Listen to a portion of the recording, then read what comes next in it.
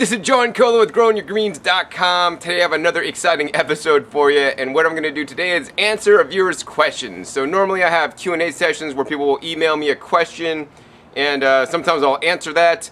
I apologize, I can't answer every single question that comes in to me. I get bombarded every day with all kinds of questions, and there's only one of me, and there's a lot of you guys out there watching and needing to get your questions answered. So if you do have a question for me, the best way to get it answered is to actually post it through the YouTube email system to me. So message me directly on YouTube, or post it on my discussion page on my YouTube channel. I do call those and pull out questions once in a while and do a Q&A video. I will also sometimes make a video like this. You know, if you do have a question, and put it in a video format and then send me the link to my YouTube inbox. I'll check it out and I may respond in a video like this. And finally, and those ways are not guaranteed to get an answer. If you do need an answer, if you will support me in my Fiverr campaign, which you will pay Fiverr $5, of that I get $4, and of the $4 go back into the Fiverr community to basically get my videos transcribed so that people can get the information that I'm sharing about growing food, eating fruits and vegetables, and becoming healthier. And this is for the people that are hearing impaired, but more importantly, people in foreign countries that may not understand English and, you know, will be better with the subtitles, but more importantly, that the YouTube will translate those English subtitles into foreign languages, so now people in other countries can have access to the information that I'm sharing. So thank you for you guys' support that have supported me in my Fiverr campaign, and that is one way you can definitely get your question answered. I'm going to go ahead and put a link down below this video in case you want to do that. So let's get into today's question without further ado. So today's question comes from Rick, and he actually made me a video that I decided to answer. And so let's hear what Rick has to say. Take it over, Rick. Okay, Mr. Kohler, Mr. John Kohler, what's going on with my greens? See my holes in my greens? What do you recommend? I know these are bunched together, but I'm going to spread them out. What can I do to help my sick greens? Whoa, Rick, dude, you got some bugs in your holes. No, you got some holes in your bugs. You got some holes in your leaves. Wait, that's what I was trying to say. Oh my gosh. That's all right, man. Holes in your leaves are fine. Let's see if I could even find any leaves in my holes here. Oh yeah, look. This is my Egyptian spinach. This thing is raging behind me. Check it out, man. It's so huge. I've been eating these like almost every night, and look. I got holes in my leaves. It's a Swiss cheese leaf. Hey, maybe I'll frame it and sell it. This is some modern artwork, natural artwork. But yeah, seriously, you know, so for example, for me here, personally, I can look at my leaves in this plant here, and the majority of leaves don't have any holes. Yeah, there's a few leaves that have a couple holes. In a situation like this, I'm not really concerned about a few bug holes. You know, part of the way that I garden and I grow is that I try to grow in abundance. I grow mass abundance in case there's crop failure. In case some bugs want to eat some of them, I got extra. And the whole thing is, as long as your pest outbreak is not extreme, you know, the plant grows fast. The plant grows every day. As long as the bugs are not eating the plant as fast as the plant is growing, you're totally good, right? So really, I haven't really sprayed this particular plant with anything because it's not that bad. And even if the leaves have holes, I can still eat them. That's good. So yeah, but in the case of your situation, you know, because your plants are young and they do have bug holes now, that can be a big problem because the plants are not mature and the plant is not yet growing fast enough to outgrow the bugs eating it. So, you know, if you came to me and said, John, I got red rash on my skin, man, what do I do? Like, I would have no clue. I'm not a doctor and I'm not a plant expert either. But what I can tell you about your plants is that you got some holes. They're definitely caused by a pest. You know, more than likely, in my opinion, it's probably maybe a caterpillar or some other kind of leaf-eating insect. So there's a few things you can do. The easiest of which is go out there multiple times a day and, you know, just turn over your leaf. When you turn over your leaf and you see the holes, you might actually see and find the creature eating your leaves, and you could pick them off and smush them or feed them your chickens or do what you want to them. And, you know, that's the easiest thing to do. I mean, you need to determine what's going on. The easiest control is manual control by picking it off. If you go out there several times and you don't ever see anything, it could be coming out at night when you're sleeping, so set your alarm for 3 a.m. in the morning and get up out of bed and go check it at 3 a.m. to see if it's out there. Just kidding on that one, man. I'd prefer you guys get a good night's sleep than wake up at 3 a.m. to see what bugs are eating your leaves. But anyways, what you want to do is you want to do some organic control. So the easiest of which, one of the easiest ones, especially when your plants are small, is the diatomaceous earth. I'll soon have an episode coming up on that, me spreading the diatomaceous earth. That works on a lot of different insects and creatures. So that's step number one. Or instead of diatomaceous earth, you could also use like Dr. Bronner's and neem oil solution, whether you put that in a little spray bottle to spray down your leaves at the right dilution ratio. I have a good video on this as well. I mean, those are just two of my common all-purpose approaches that work on most things. If it is caterpillars or other some kind of like creatures like that, then I would use a natural organic BT and just spread that out as needed. Actually, I got some holes in my cosmic kale leaves and I put some BT on there. And hopefully I got rid of the caterpillars that are eating those guys. And actually over in this bed here, oh, you guys can't see this here, it's out of the camera shot. But yeah, I got some leaves with holes in it too. So, you know, it happens to the best of us, and this is just nature at work. And the thing is, like on this kale, it's just curly kale, and actually the the leaves were getting eaten faster than the plants could make them. So then I did have to intervene and get involved. And what I did was, the first step was I just sat there for a while and just saw the little buggers and picked them and smushed them all. And then that seemed to control them a little bit, but then they still came back. And then I went with the diatomaceous earth. And then I did that, I don't know, about a week ago. And then I kind of like let that hang out for a little bit. And then it rained and then it washed away.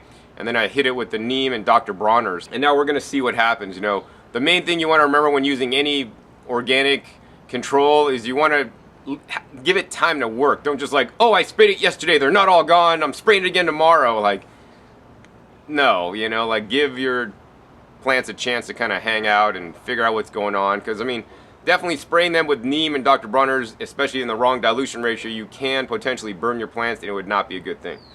Alright, so that answers your question on the holes in your leaves. Let's hear what else you got to say.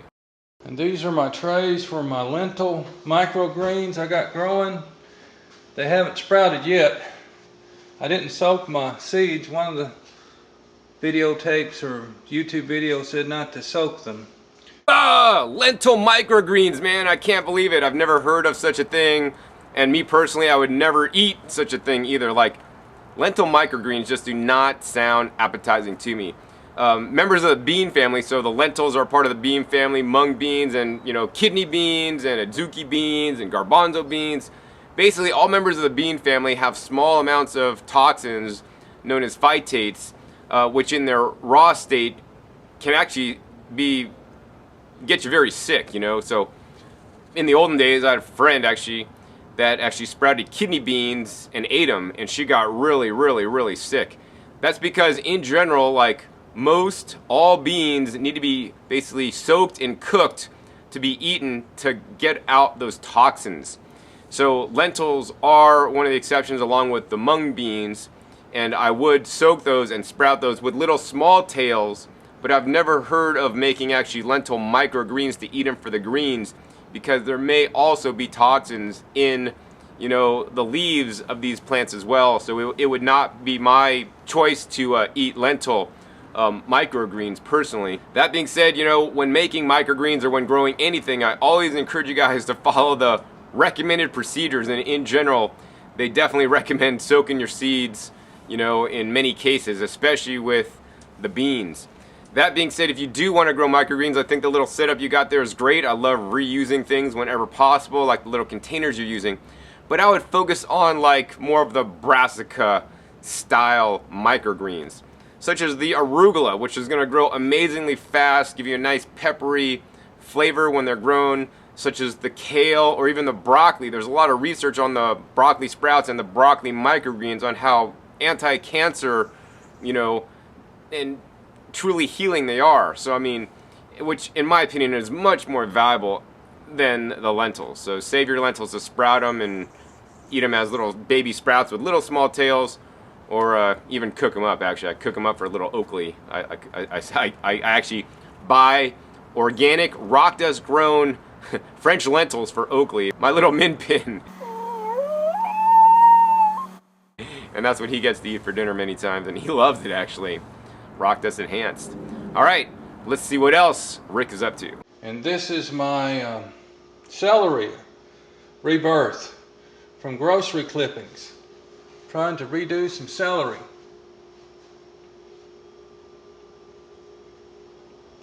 Wow, that's cool. You're definitely regrowing the celery, and absolutely that can work. And you know, it's definitely, in my opinion, a novelty. And I think that we should always return to the earth what we pull out of it. So like all my celery clippings go back in my compost so that I could rebuild my soil and grow more later. But if you want to grow them out again later, I think that's totally perfectly fine if you're kind of doing it as a curiosity.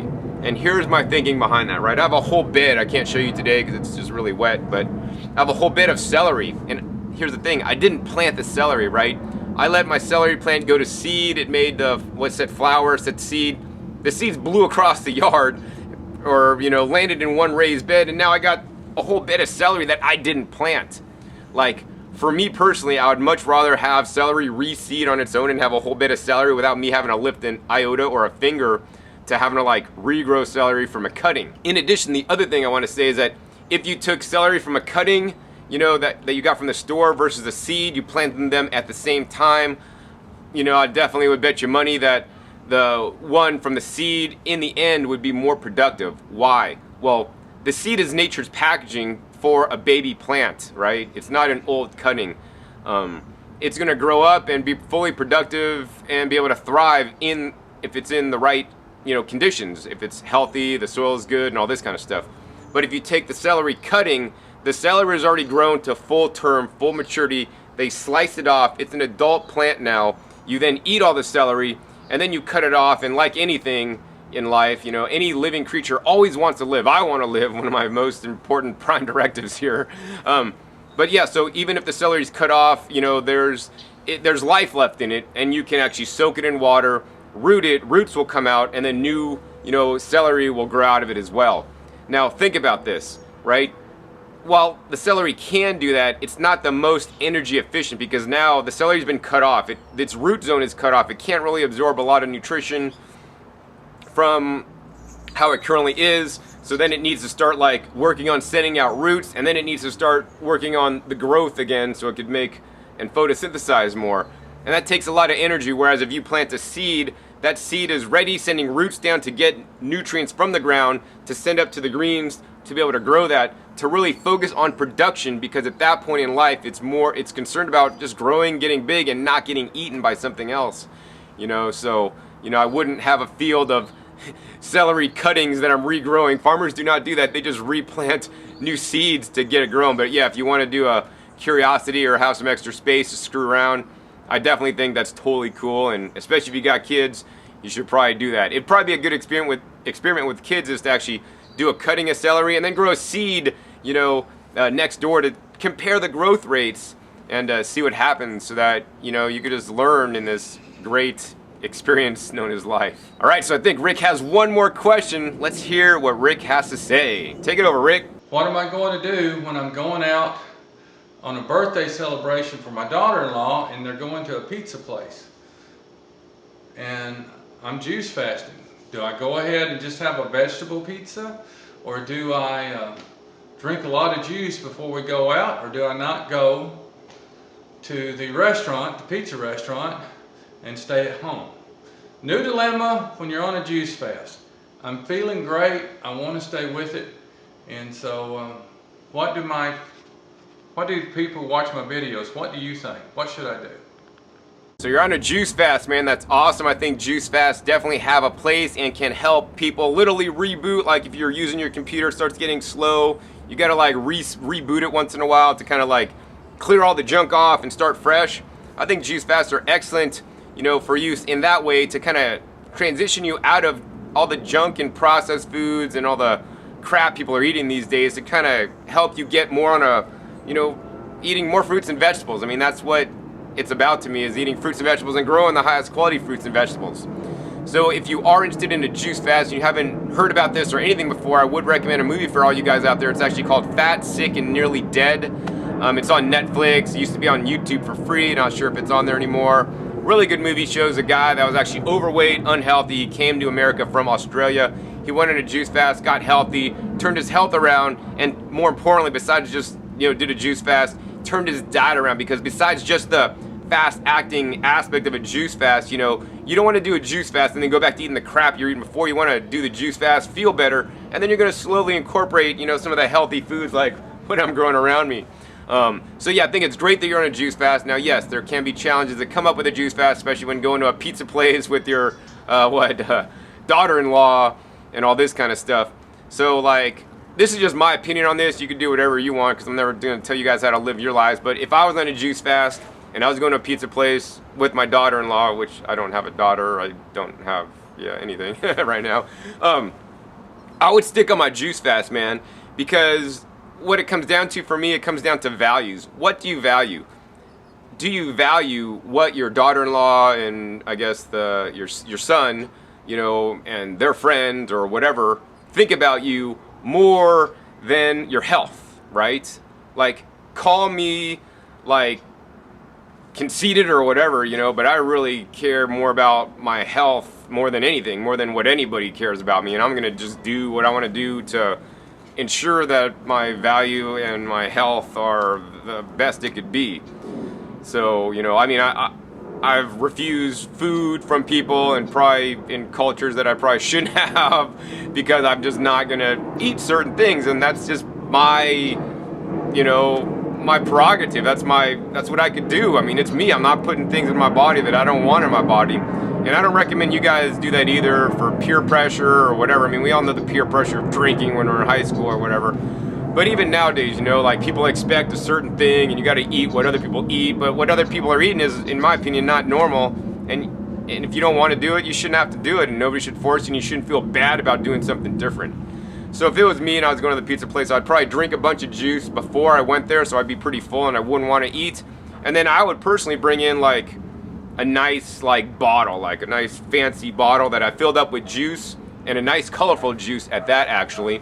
And bring it in and just bring that in and put it on the table. And when everybody's eating their pizza, you're just, casually drinking your cool, maroon colored juice, and people are asking you what it is. And you don't want to get in too much into it. Just tell them, hey, I'm on this new diet. I'm feeling great. I'm losing weight, and share with all the positive benefits you're getting, from what you're doing, because, eating more fruits and vegetables, it just simply works.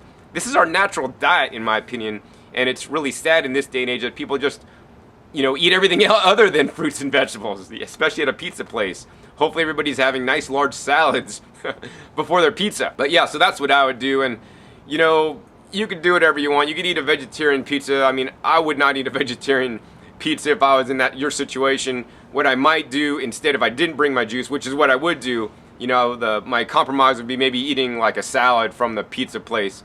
But I would just stick to my guns. I would drink my juice, enjoy it, tell people a little bit about it, but don't get too much into it and go into all the crazy stuff.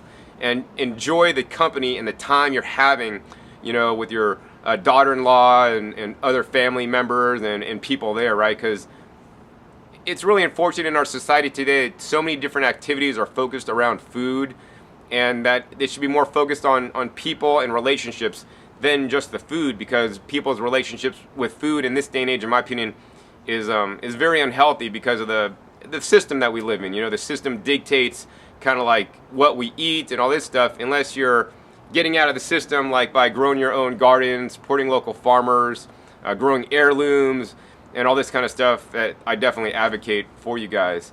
So hopefully that helps you out a little bit, Rick. You guys also heard a few of my opinions about, conventional foods and eating out and, growing celery and holes and leaves and all this kind of stuff. But I got to get running. Actually, I got a trip coming up tomorrow, and I'm really excited for it. So wish me luck, guys, out there.